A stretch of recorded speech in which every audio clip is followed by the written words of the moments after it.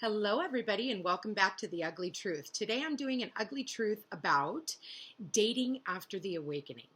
Now, I know there's a lot of people out there who are looking for love, and they've gone through the awakening, which has been an ugly experience. What is the awakening?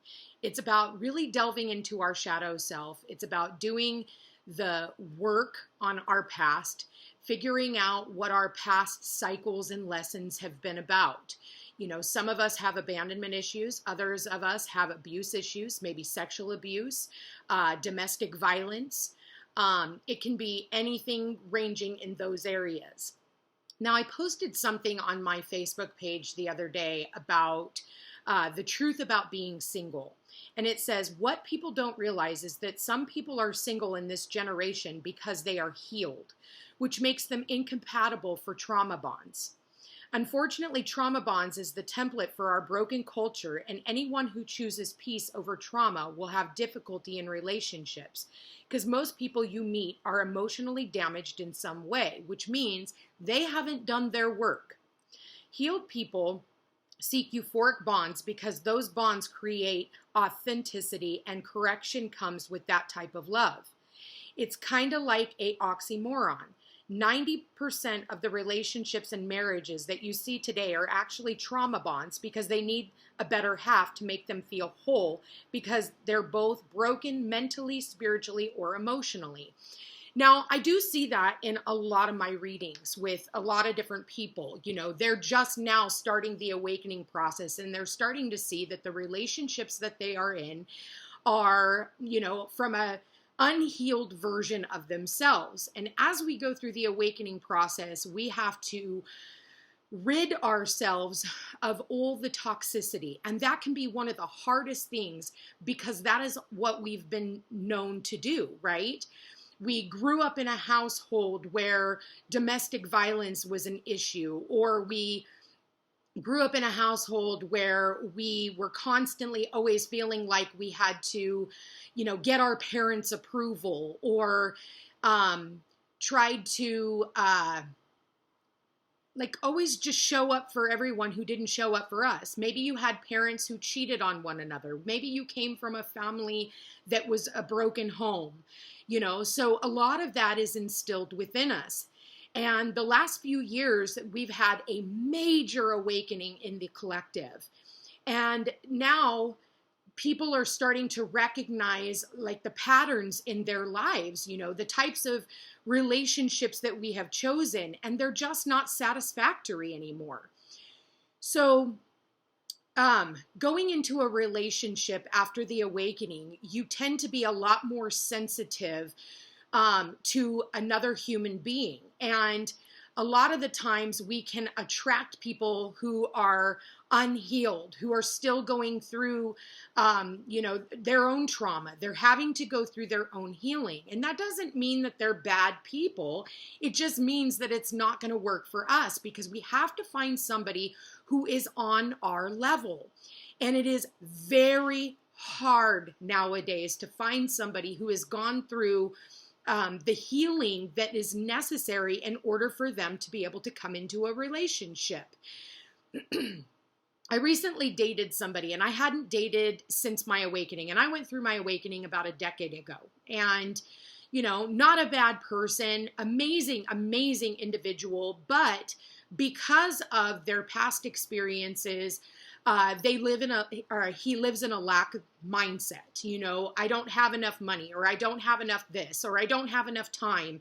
And so after a few months of, bringing this to the forefront and explaining to him hey, listen, I'm not getting what I need from this relationship. And it's been something that I myself have been manifesting for the last 8.5 years. And I didn't come out of being single just to be put back into another situation where I wasn't receiving what I never received in the past. And so in the past, I was in a domestic violence situation with my ex-husband. And that was 20 years ago. Well, actually, it's been over 20 years now since I left. It was 2004 when I walked away from that. So, give or take a little bit. Um, with that said, I went through the awakening a decade ago where I realized that I gave so much of myself to my relationships. And, it was always an imbalance of giving and receiving. I had realized that in my past, nobody ever courted me. Nobody ever really took me out on a date. Nobody ever prioritized me as much as I prioritized my relationships. And so after going through those experiences and also the domestic violence, because I was used to being abused by my own mother, and abandoned by my birth mother, I ended up in relationships where I was being abandoned. Even if they were right next to me, I always felt alone, where they didn't show up for me as much as I showed up for them. And so one thing that I had to learn was, domestic violence is not a healthy relationship. That is not their way of showing you love, no matter how much they apologize to you in the very end. Once that it has, crossed that threshold, there is no going back, to the way things were. Once an abuser, always an abuser. It's not typically a one-time thing. And abuse isn't just physical. It can be mental. It can be emotional. Okay. And so once you've gone through the awakening, you realize, holy crap, like that wasn't normal. Like that's not what love really is. And so after going through those experiences, and then in the 8.5 years that I've been single, I've recognized the patterns in my relationships where I used to make excuses for them. I used to, think in my mind, well, that's the way it's always been. So, that's the way it's supposed to be. And when I walked away back in 2004, I realized that there had to be more to this love thing than I was giving it credit for. So after going through a few more experiences of toxicity, I realized that, rebounding, which I've never really been the rebound type, but I've always, seen other people like go from one relationship to the next relationship, to the next relationship, to the next relationship. And I'm like, how in the hell do you do that? Excuse the motorcycles behind me. How do people do that? How are people able to jump from relationship to relationship? And I used to be envious of that. Like, how do they get another person to come into their life? And then I started seeing the patterns and I'm like, wait a minute. If we don't change the vibration of who we are and learn from our patterns in relationships, then we're going to continue manifesting into accordance the vibration of what it is that we're putting out. So these individuals who continued to jump from relationship to relationship would end up in the same situation with just a different player in the game.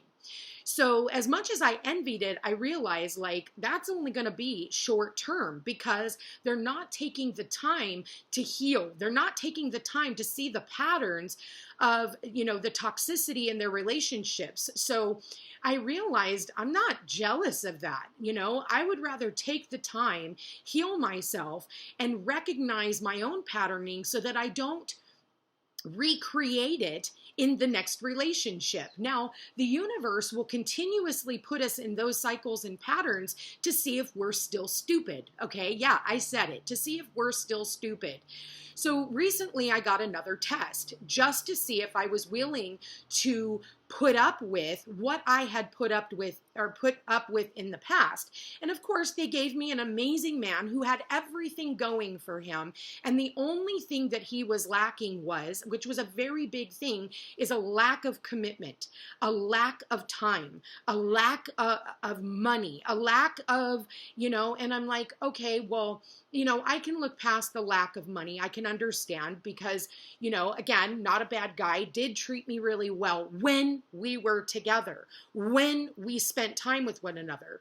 But it got to a point where it was like when I would call and say, hey, I really miss you. Is there any way that you can come by? It got to this level of, I'm not going to do anything out of my way for you. So basically, it was down to the point of everything was on his terms, not my terms, his terms. It was going to be when he had time. If I invited him over for dinner, he would tell me, we'll see, which meant no. Okay. And each and every time. And so I brought it to the forefront. I brought it to his attention because in the past I would have ignored that. I would have been like, well, make excuses. They're busy. They've got other things going on, and I can understand, even though it was making me very sick to my stomach. And it got me into a place of like, wait a minute, this just doesn't feel right to my soul. It reminds me of what I've experienced in my past. And so I'm able to communicate my wants, my needs, my desires. And so I did. I let him know, like, this isn't working for me. And I'm really not liking the way that this is making me feel. And he would try to tell me, well, I've just got a lot of things going on right now. I'm very focused on this, and this, and, I just don't have time. And I'm like, we make time for things that are important to us.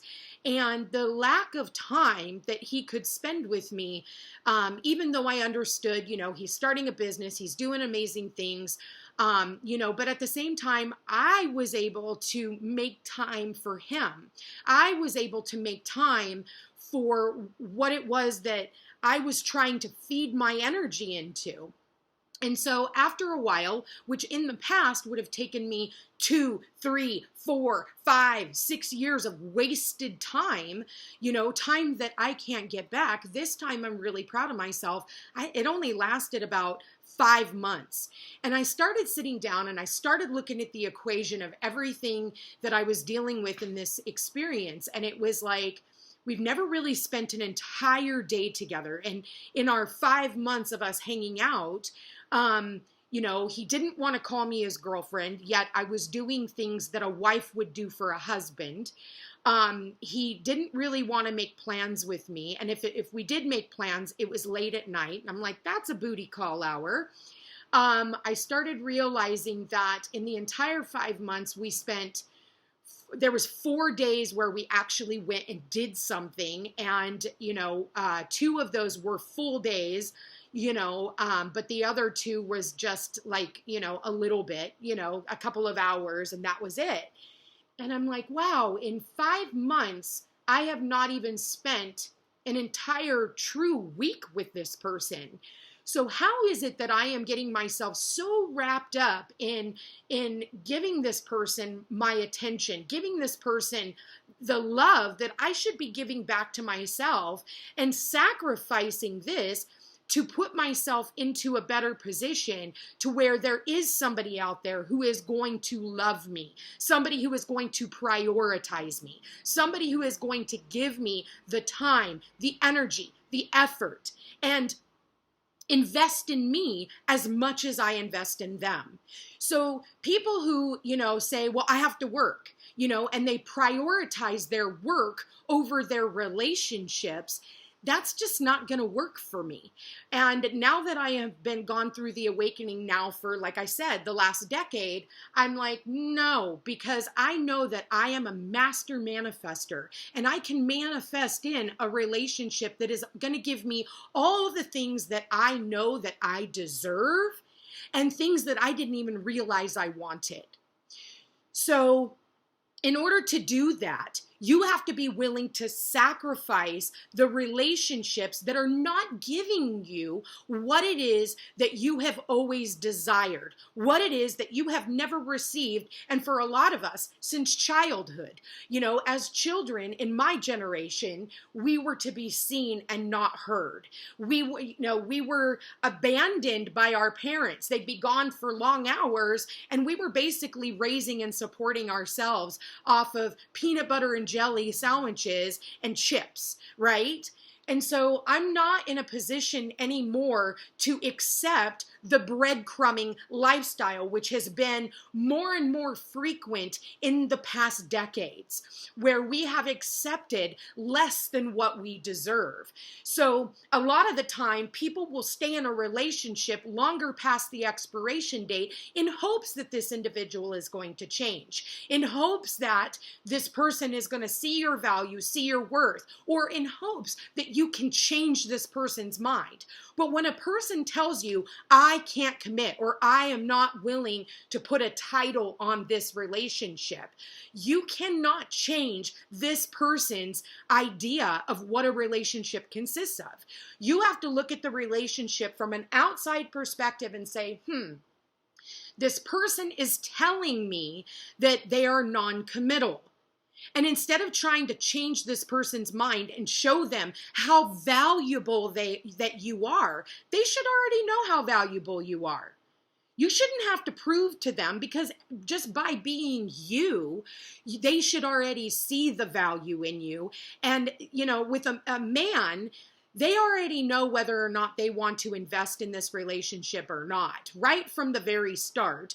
Or if this relationship is just going to be one of those fly by the seat of your pants, never commit, treat you like shit. Not all of them treat you like shit. They can be very, very kind, but still be non-committal. And when somebody says, hey, I am not looking for a commitment, don't try to change this person's mind. If this person is continuously only wanting to text you or only see you at their convenience, then you already know that where this relationship is headed. And it's not going to go in the direction of where you would like for it to go. So it is time for you to, take a step back and really look at your side of the street and say, can I handle this for another year? Can I do this for another 6 months? Am I always going to have to feel the level of disappointment, which I've already been feeling my entire existence when my dad left and never called again, or my mom abandoned me, or treated me like I was less than? So at the end of the day, when you have gone through the awakening, you are very sensitive to cycles and patterns in relationships. And that's not just romantic. That can be with your family. That can be with your friendship groups, where you're the one who is always calling and they never answer, or they're always, too busy to spend time with you. They're always too busy to give you even a moment of their time. But yet when they call you and always needing something, you're always right there to save the day. So once the awakening is already set in stone, there's no turning a blind eye to the patterns in your life, because it's almost like you have this bird's eye view, but you're trying to make an excuse for your partner. Fighting and arguing, listen, it's okay to have an argument once in a while, and the universe will, put this into your face so that it's to see how the two of you guys are going to overcome this experience, and there's a difference between the divine masculine and the divine feminine, and the distorted masculine and the distorted feminine. And we are going from the distorted energy to the divine energy, and that is the awakened energy. The distorted energy is I stay longer past the expiration date. I see all of the red flags, but I see them as shiny little pretty things for me to look at and enjoy. When you start teetering into that divine masculine, divine feminine energy is when we start recognizing, you know what? I deserve more than this, and I'm okay with being single. I actually like my own company. And until I come into alignment with an awakened partner, I'm going to go ahead, I'm going to work on my own stability. I'm going to work on my own legacy. I'm going to work on all the things so that if I were to go through another breakup, I don't lose my home. I don't lose, I don't really lose. I just jump from one place to another, and nothing really rocks your energy.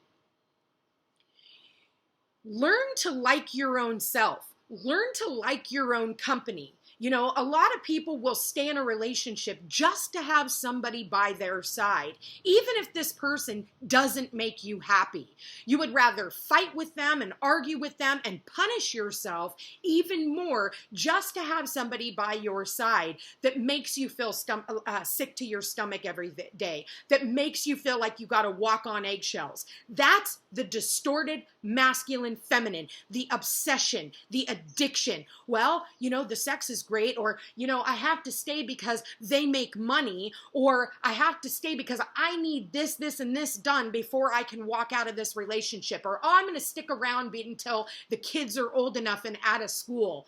So what you're doing is you're making excuses, and what you're teaching your children, for those of you that have them, is that it's okay to treat your partner this way. It's okay because of, I dealt with this when I was a child, so it seems to be all right.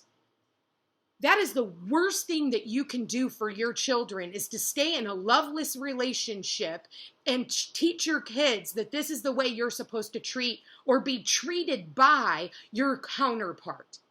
When you are in a divine masculine, divine feminine energy, you come to a place of, I would rather be single and work through all my trauma and recognize my own cycles and patterns in relationships so that I don't have to repeat them in the future. And then the universe is going to test you to see if you've learned all your lessons. They're going to send in a test.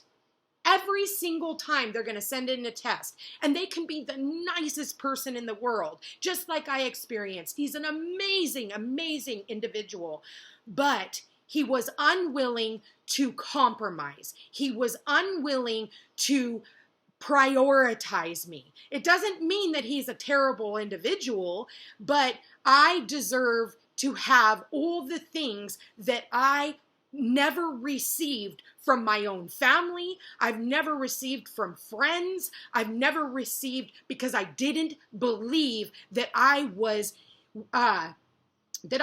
worthy of having those, because my self-worth was beaten down from my childhood.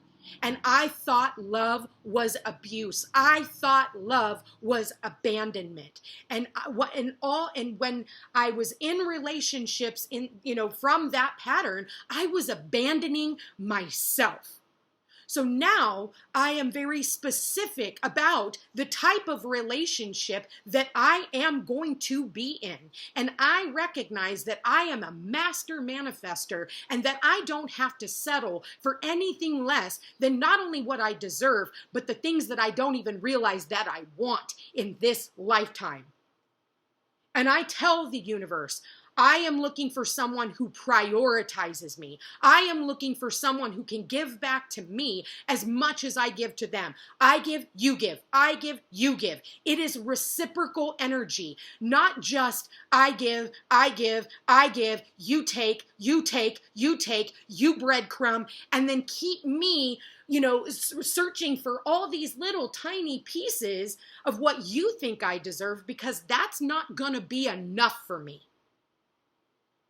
And I am strong enough of a person to say, nah, I'm good.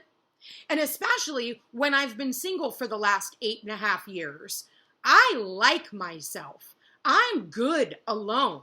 So you're not competing against anyone else. You're competing against my solitude. You're competing against my happiness.